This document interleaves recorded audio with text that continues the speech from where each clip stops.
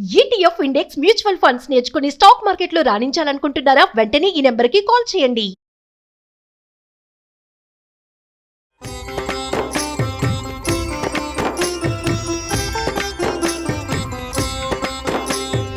నమస్కారం.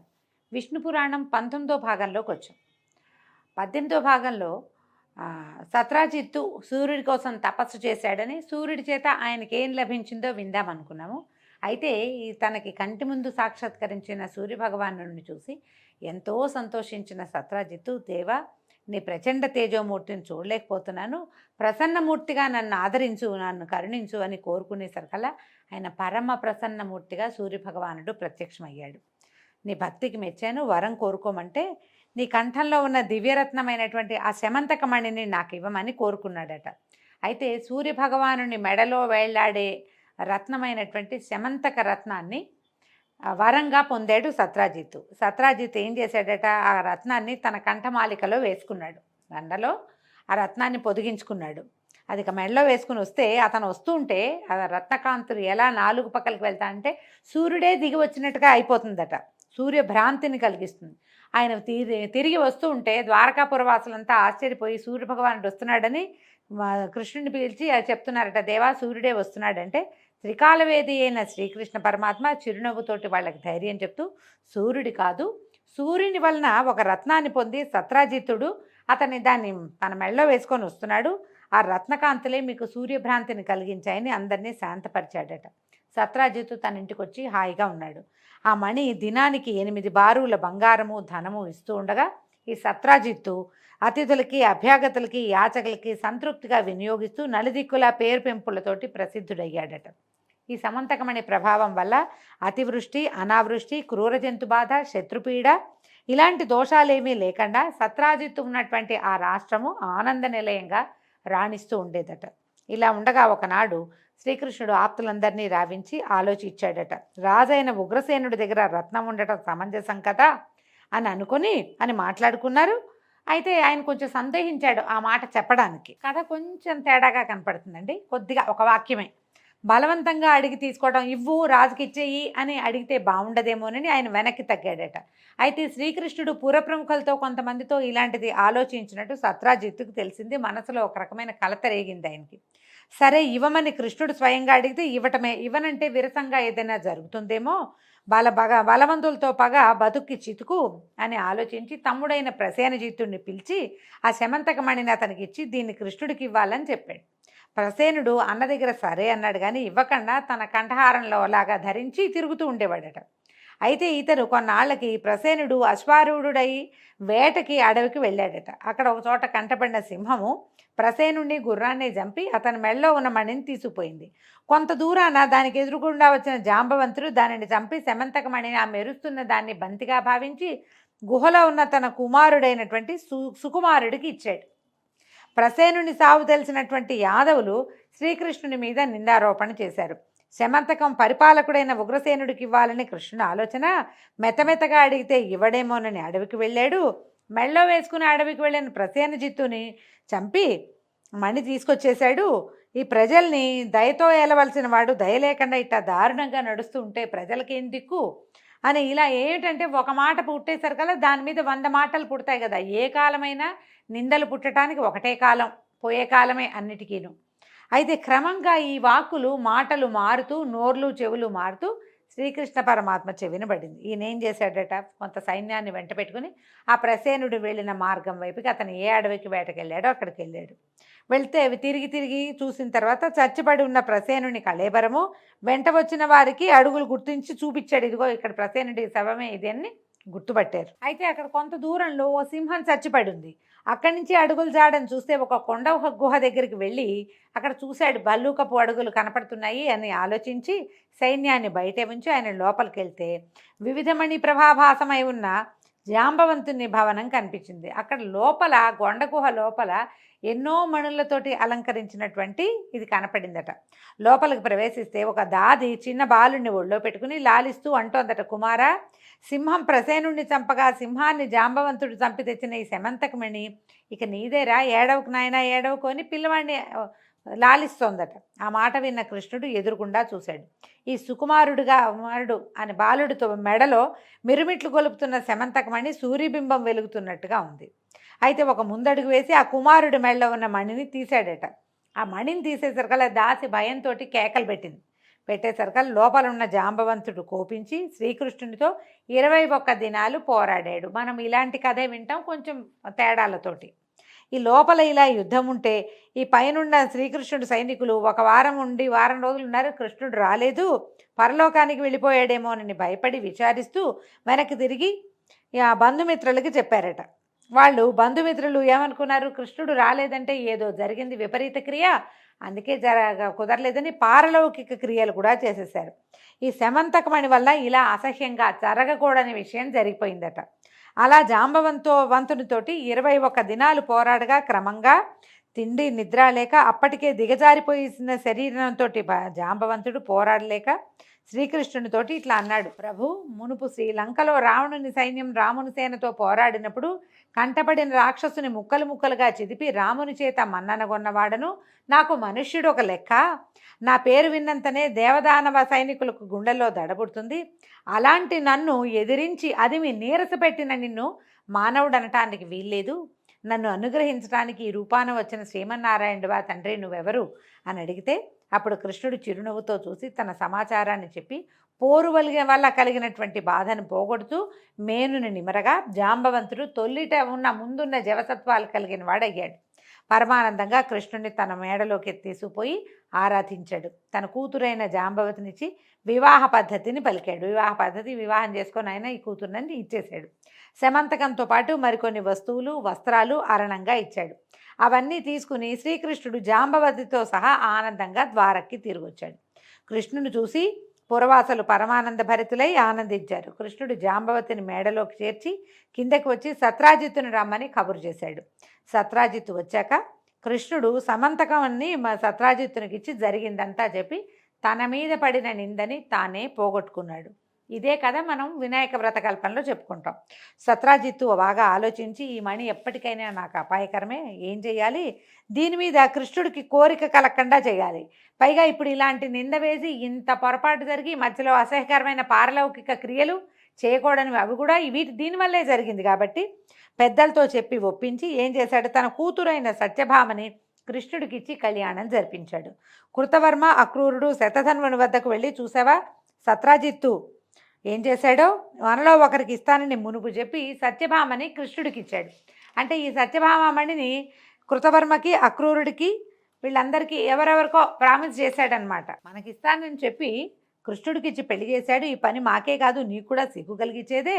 దీనికి ప్రతిక్రియ ఏంటంటే వాడి దగ్గరున్న శమంతక రత్నాన్ని అపహరించాలి, ఎట్లా, వాడిని హతమార్చటమే, ఏమంటావు అంటే శతధన్వుడు వాళ్ళ మాటలు విన్నాడు. ఒక నిమిషం ఆలోచించి సరేనన్నాడట.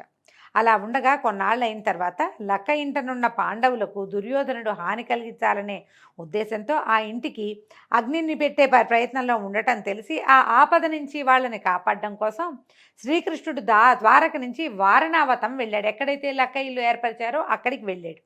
శతధన్వుడు తెలుసుకున్నాడు.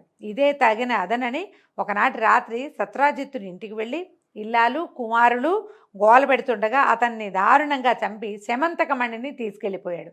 మనం ఇంకో కథ వింటాం. శమంతకమణిని సత్రాజిత్తు సత్యభామమణితో సహా ఇచ్చేశాడు శ్రీకృష్ణుడికి అని ఇందులో కొంచెం వేరుగా కనపడుతోంది.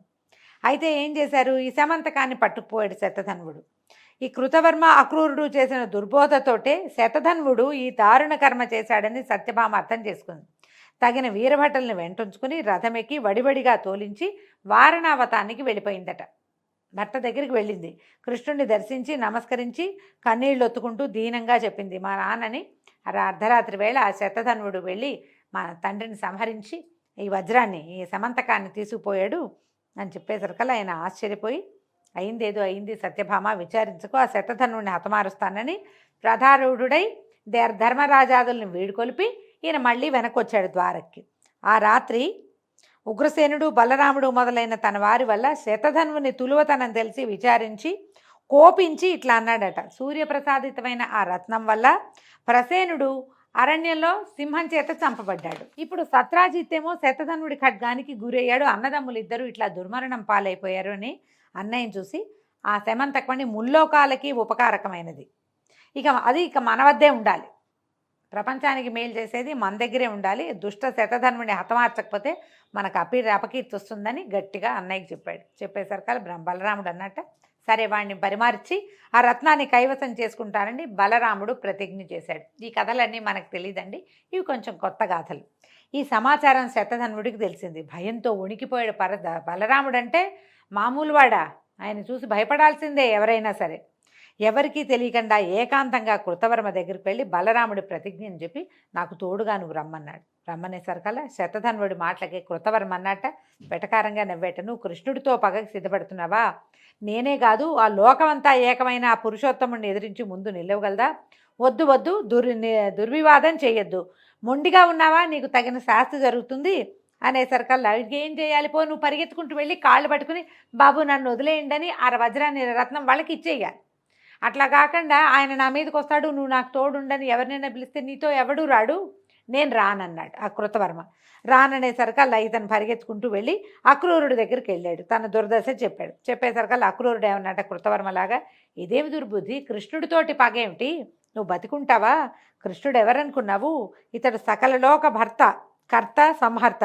నీ అజ్ఞానం నిన్ను ఇట్లా పురుషోత్తముని వైపు మీదకి పగకి నెడుతోంది. మరి తొందరపడద్దు, బుద్ధిమంతుడిగా ప్రవర్తించు, ఇక్కడ ఉండద్దు, ఎక్కడికైనా పారిపో అని చెప్పేసరికల్లా ఆ మాట కట్టుబడి శతధన్వుడు అన్నట్ట సరే ఈ మహనీయ రత్నాన్ని కృష్ణుడికి దక్కకుండా దాచిపెట్టు, పోని కాదంటావా నీదే, నీకు ఇచ్చేశాను, నువ్వు కాపాడుకో అన్నాడు. సరే అక్రూరుడు ఏమన్నాడు, సరే నువ్వు చెప్పినట్టుగా రహస్యంగా ఈ రత్నాన్ని దాచిపెడతాను, నా దగ్గర ఉన్నట్టు కల్లో అయినా నువ్వెవరితోటి చెప్పొద్దని అక్రూరుడు వజ్రాన్ని ఈ శమంతకమణిని దాచుకున్నాడు. సరే నేను ఒప్పుకుని ఈ శమంతకమణిని అక్రూరుడికి అప్పచెప్పేసి శతధన్వుడు తిరిగి భవనానికి వస్తూ కృష్ణుడు తన మీదకి వస్తున్నాడని తెలుసుకున్నాడు. ఆ సమాచారం తెలిసి సరికల్లా బెదిరి ఎవ్వరికీ చెప్పకుండా గుట్టుచప్పుడు కాకుండా పారిపోయాడట, ఊరు విడిచి వెళ్ళిపోయాడు. ఇంతలో ఏమైంది, కృష్ణుడు బలరాముడు తోడుగా ఈ బలరాం బయలుదేరి దారుకుడు సరదాగా రథమెక్కి శతధన్వుణ్ణి అనుసరించాడట. ఈ దారుకుడు ఎవరు? కృష్ణుని యొక్క రథసారథి.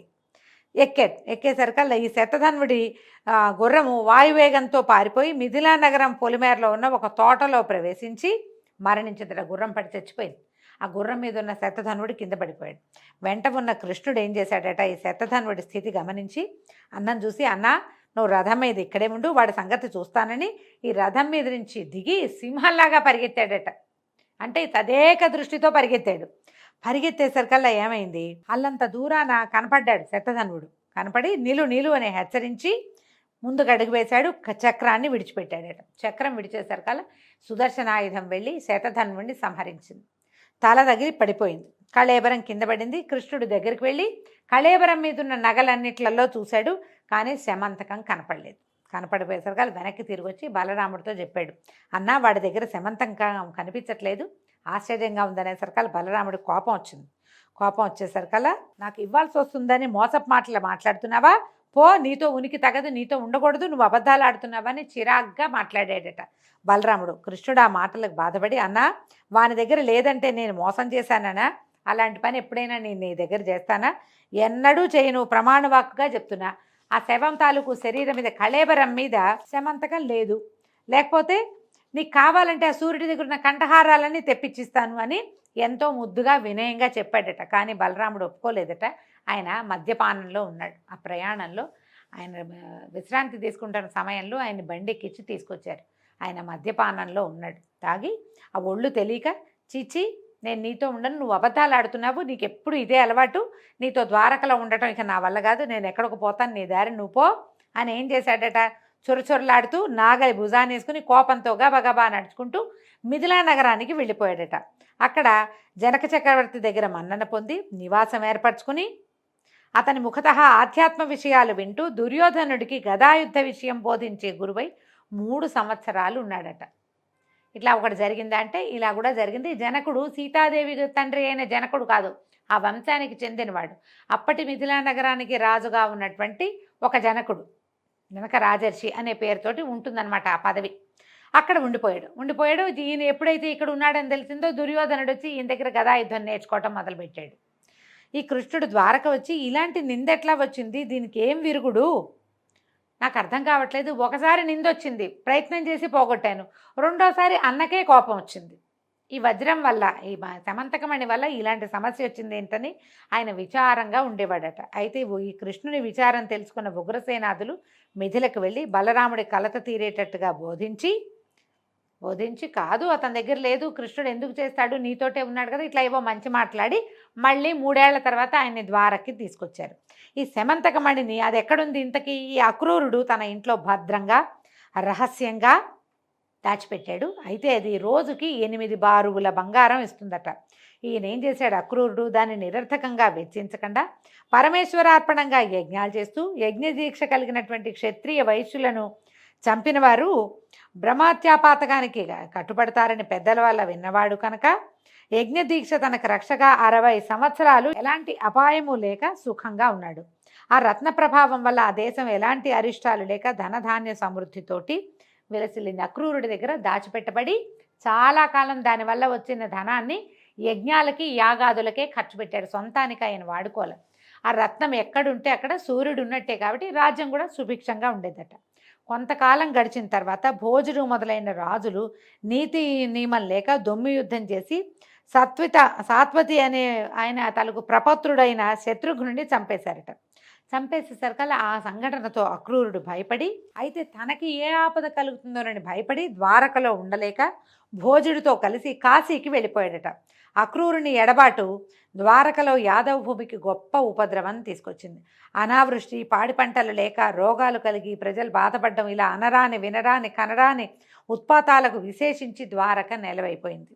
ఈ ఉత్పాతాలు చూసి కృష్ణుడు కలతపడి వృష్టిభోజాంధకులను పిలిపించి విచారిస్తూ ఉపద్రవాలని ప్రస్తావించి ఏం చేయాలి ఈ బాధ పోవటానికి చెప్పమన్నాడట. అప్పుడు యదువృద్ధుల్లో ఒకడైన నందకుడు ఏమన్నాడు, మాధవ, అక్రూరుని తండ్రి స్వఫల్గునుడు దేవతలతో సాటిగా చెప్పదగిన మహిమ కలిగిన వాడు. ఆయన ఉన్న దేశంలో ఎలాంటి ఉత్పాతాలు ఉండవు. ఇదివరకు ఒక కథ జరిగింది చెప్తామని కథ ఏదో చెప్తున్నారు. ఒకప్పుడు కాశీరాజు తన రాష్ట్రంలో అనావృష్టి మొదలైన ఉత్పాతాలు కలిగినప్పుడు ఈ స్వఫల్గునుడిని తోడుగా తీసుకుని వెళ్ళి తన వెంటబెట్టుకు తీసుకెళ్ళి తన ఇంట్లో ఉంచుకున్నాడు. అంటే అప్పటికప్పుడు రాష్ట్రమంతా ఉత్పాతరహితమై శుభశోభనమూర్తి అయిపోయింది. అప్పుడు అలా ఉండగా అప్పుడు గర్భవతిగా ఉన్న కాశీరాజు భార్య గర్భం నందున్న శిశువు ఆడబిడ్డ అయితే, ఒకవేళ ఆడపిల్ల పుడితే అది స్వఫల్గునుడికి ఇచ్చి వివాహం చేస్తానని నిశ్చయించుకున్నారట. కానీ ఆ రాణిగారు ప్రసవించలేదట. 12 సంవత్సరాల పాటు ఆ గర్భంతో అలాగే ఉంచుకుందట. గర్భమే ఉంది. అయితే ఈ లోపల శిశువు, బయట పెరగని శిశువు లోపలే పెరుగుతూ ఉందన్నమాట. ఆ పిల్లని మోయలేక ఆవిడ గర్భాలసత భరించలేక ఏమందట, తండ్రిని ఉద్దేశించి కుమార్తె కడుపులో ఉన్నటువంటి శిశువు చెప్పిందట, ఇంకా నేను 3 ఏళ్ల తర్వాత కానీ బయటికి రాను, నా యొక్క జన్మ అలాంటిది కాబట్టి నేటి నుంచి రోజు ఒక ఆవుని సదాచార సంపన్నుడైన బ్రాహ్మణుడికి దానం ఇవ్వు. అట్లా 3 ఏళ్ళు కనుక రోజు నువ్వు దానం ఇచ్చావంటే ఈమె ఎలాంటి శ్రమ లేకుండా ప్రసవిస్తుంది, నేను బయటకు వస్తానందట. అనేసరికల్లా అప్పుడు అలాగే చేస్తానని ఆ కాశీరాజు గారు రోజుకొక ఆవును చొప్పున గురువుగారికి దానం ఇచ్చేవాడు. అలా తనకున్నటువంటి పురోహితుల్లో బ్రాహ్మణుల్ని ఎన్నుకుని వాళ్ళకి దానం ఇచ్చేవాడు. 3 ఏళ్ళు అయ్యాక రాణికి సుఖప్రసవం జరిగి కూతురు కన్నదట. ఆ పిల్ల పెద్దదయ్యాక దాన్ని స్వఫల్గుణరాజుకి ఇచ్చి కాశీరాజు వివాహం చేశాడు. ఆ దంపతులకి కలిగిన వాడే అక్రూరుడు. పైగా ఇతను ఏంటంటే శ్రీహరి భక్తులలో అగ్రగణ్యుడు. తల్లిదండ్రులు చేసిన పుణ్యం వల్ల అతనున్న ప్రదేశంలో ఈతి బాధలుండవు, దేశం సుభిక్షంగా ఉంటుంది, ఎల్లప్పుడూ యజ్ఞాలు చేస్తూ ఉండే పుణ్యపురుషుడు అతను ఎందుకు యజ్ఞాలు చేస్తున్నాడు? నిజానికి ఈ శమంతకమణిని కాపాడడానికి యజ్ఞం చేస్తున్నాడు. కానీ అతను యజ్ఞం చేయటం వల్ల ఆయనకి మేలు జరిగింది, ఆయన ఉన్న ప్రాంతానికి కూడా మేలు జరుగుతూ ఉంది ముందు నుంచి. ఈ అక్రూరుడు చేసింది చిన్న తప్పు, దాన్ని నేరంగా ఎంచకూడదు, అది లోకానికి ఉపకరించేదిగా భావించాలని నందకుడు అన్నాడు. సరే ఏమన్నాడు, అలాగే వెంటనే శపథం చేసి శ్రీకృష్ణుడు ఎప్పుడూ అతని ప్రాణానికి ధనానికి ఆశించను, అతను నేనేమీ చెయ్యను అని చెప్పి కొందరు బ్రాహ్మణుల్ని పంపించి ద్వారకకి రప్పించాడు. ఈ ద్వారకకి ఎప్పుడైతే తిరిగి వచ్చాడో ఆ శమంతకరత్న ప్రభావం అనే చెప్పాలి, వెంటనే వానలు కురిశాయి, సస్యవృద్ధి కలిగింది, రోగాలు దుర్యోగాలు లేని వాళ్ళే ప్రజలు సుఖజీవనులు అయ్యారు, పాడి 2 ఇంతలు పెరిగింది. ఇలాగా సకల దోష నివారణ అవడము తెలిసి ఆశ్చర్యపడి కృష్ణుడు తనలో తను ఇట్లా అనుకున్నాడట, నందిని స్వఫల్గుండు స్వల్ప పుణ్యులు. అంటే ఆ కుమార్తె రాజుగారు అమ్మాయి కాశీరాజు కుమార్తె పేరు నందిని. వీళ్ళు స్వల్ప పుణ్యులు, సాధారణమైన పుణ్యం చేసిన వాళ్ళు. వాళ్ళ కొడుకు అక్రూరుడు ఇంత ఇనుమిక్కిలి పుణ్యమహిమ కలిగిన వాడా? ఇది ఎలా జరిగింది వీడికి? ఇంత మహిమ ఎట్లా వచ్చింది? అది అలా ఉండని విడవక యజ్ఞాలు చేస్తూ బ్రాహ్మణులకి అపరిమితమైన దక్షిణలు ఇస్తున్నాడు. నాకు తెలియని రీతిగా వీళ్ళకి ఇంత ధనం ఎట్లా వచ్చింది? ఈ మహిమ, ఈ ధన ప్రాబల్యము కలగడానికి మూలం ఖచ్చితంగా శమంతకమే, సందేహం లేదని అనుకుని అప్పుడు ఆ ఆప్తుల్ని పంపించి అక్రూరుని రప్పించాడట. వాటితో పరిహాసాలాడుతూ అవి ఇవి ఆటలాడడం ప్రారంభించాడు. తర్వాత కాసేపు విశ్రాంతి తీసుకుని కబుర్లు చెప్పుకున్నాక, అక్రూరా, పుణ్యాత్ముడివి నువ్వు, సూర్యుడిచ్చిన శమంతకమణి నీ దగ్గర ఉంది, లేకపోతే ఇన్ని యజ్ఞాలు, దానాలు, ధర్మాలు చేయటానికి ధనం నీకెక్కడిది? చూడు, నా మాట విను, అది నీ దగ్గర ఉందన్న నమ్మక నా మీద అపనింద వేస్తున్నారు, నా మీద పడిన అపనిందని పోగొట్టు, ఈ మణిని తెచ్చి అందరికీ చూపించు అనగానే కృష్ణుడు వాటకి బెదిరిపోయాడట. అక్రూరుడు కాసేపటికి సర్దుకుని ఈ మణి నా దగ్గర ఉందని కృష్ణుడు ఎట్లా గ్రహించాడు? ఎప్పుడో గ్రహించి కూడా ఇప్పుడు బయట పెట్టాడా? సరే, నేను అలాగే దాచి ఉంచితే లేదని తప్పుడు మాట్లాడితే వదులుతాడా నన్ను? భయం వేస్తోంది ఓ పక్కన అని. అలాగని అబద్ధం చెప్తే ప్రాణం మీద తెచ్చుకోవటమే, ఎందుకు వచ్చిందని ఆ పట్టుదట్టిలో మూటగట్టి ఉంచిన శమంతకాన్ని తీసుకొచ్చి కృష్ణుడికి అప్పచెప్పాడట. ప్రభాత భాస్కర ప్రభాసమానమైన సామాన్య దృష్టితో చూడరానిదై అందము పొగడ్తలకు ఆలవాలమై ఉన్న శమంతక రత్నం శ్రీకృష్ణుని చేతిలోకి చేరేసరికి మరింత వెలిగిపోతూ కళకళలాడిపోవటం మొదలుపెట్టిందట. మామూలుగానే దానికి ఎంతో వెలుగుంది, భగవంతుని యందు చేరేసరికి ఇంకా వెలుగొచ్చిందట దానికి. అక్కడున్న వాళ్ళంతా ఆశ్చర్యపోయారు. జయజయధ్వానాలు చేస్తే అక్రూరుడు అన్నాడట, అయ్యే కృష్ణ, నీ దయ నాపై ఉన్నందువల్లే ఈ దివ్యరత్నం నా వద్ద ఉండటం జరిగింది. విశేషించి నాకు ఇంత సంపద కూడా కలిగింది. కాకపోతే ఇట్లా జరుగుతుందా? ఈ రత్నం మీద ఆశతో ప్రసేనుడు, సత్రాజిత్తు, శతధనుడు చనిపోయారు. నా మనసులో బాధ అదే, ప్రాణహాని జరుగుతుంది దీనివల్ల అని భయంగా ఉంది. సరే, ఆ బాధ నేటితో తీరిపోయింది. నేను నా వద్ద ఉంచుకోవటం లోకోపకారం కోసమే. నువ్వు అడిగితేనే కానీ స్వయంగా నేను నీకు ఇవ్వదలుచుకోలేదు. దాచిన పదార్థం అడిగితే కానీ ఇవ్వకూడదని పెద్దల మాటట. అడిగావు, సమర్పించా, ఇక నాకే గొడవ లేదు. నీ కోరిక ప్రకారం కానీ నేను నిన్ను మనసులో ఆరాధించే భక్తుడిని, నన్ను కరుణించమన్నాడు. అప్పుడు ఏం చేశాడు? ఈ కృష్ణుడు ఆదరంగా మంచి మాటలతో అతను ఆనందపరిచాడు. ఈ శమంతకం మీద ఉన్న ఆశతోటే బలరాముడు ఈ మణి కోసమే ఊరు విడిచి వెళ్ళాడు. ఆ రోజు అంతే కదా, నువ్వు నాకు ఇవ్వాల్సి వస్తుందని, నువ్వు అబద్ధం చెప్తున్నావని తమ్ముడితో దుర్భాషలాడి ఆయన మిథిలా నగరానికి వెళ్ళిపోయాడు. మా నాన్న సొమ్ము నాకే చేరాలని సత్యభామ కోరిక అని ఆలోచించి, ఈ గృహకలహం ఎందుకు, ఇప్పుడు ఆ వజ్రం, ఆ శమంతకమణి బలరాముడికి ఇస్తే అన్నయ్య నిందబాపుకోవచ్చు, కానీ మా నాన్నది నాకు ఇవ్వకుండా ఆయనకి ఎందుకు ఇచ్చారని సత్యభామ అనుకుంటుంది. వీళ్ళిద్దరికీ పోట్లాట వస్తుందని ఏమన్నాడంటే, అయ్యా అక్రూరా, ఇది బ్రహ్మచర్యాన్ని నిరాఘాటంగా పరిపాలించే వాళ్ళ దగ్గరే ఉండాలి, కానీ గృహస్థుల దగ్గర ఉండకూడదు. నాకు లెక్కకు మిక్కిలిగా ఉన్న కాంతలతో ఉన్న నా దగ్గర అసలు ఉండకూడదు. నన్నే ఎంతో ప్రేమగా చూస్తూ ఎడబాయకుండా ఉండే సత్యభామ కూడా ఇది తగదు. ప్రతిదినము ఎంతో కొంత మద్యపానం చేసే అలవాటు ఉన్నటువంటి బలరాముడి దగ్గర కూడా ఇది ఉండకూడదు. నిష్కల్మషుడివి, బ్రహ్మచర్యం విడువక పాలించేవాడివి, పరమ భాగవతోత్తముడివి, నువ్వే దాన్ని భరించు, అనాయాసంగా భరించగలుగుతావు అని ఇచ్చేశాడట. దాంతో అక్రూరుడు సంతోషంగా దాన్ని తీసుకుని కృష్ణుడితో చెప్పి తన నివాసానికి వెళ్ళిపి అప్పటిదాకా దాచిపెట్టినటువంటి ఈ శమంతక రత్నాన్ని తన కంఠమాలికలలో చేర్చి ధరించడం మొదలుపెట్టాడట. ఈ విధంగా తనకు కలిగిన నిందను పోగొట్టుకున్నటువంటి కృష్ణుడు ప్రశాంత చిత్తుడై ఉన్నాడు. ఈ కథ వినిన వారు ఎలాంటి అపనిందలు పొందక మంచి పేరు కలవారై పుత్రపౌత్రాభివృద్ధిగా ప్రమోదంగా జీవితం గడుపుతారు. మనము ఒక చిత్రమైన వృత్తాంతాన్ని వింటామండి. అదే వృత్తాంతం తాలూకు తరువాయి భాగాన్ని ఈరోజు విష్ణు పురాణంలో విన్నాం. దీంతో సెలవండి. రేపు ఉదయం తరువాయి భాగంలో మళ్ళీ కలుసుకుందాం. నమస్కారం.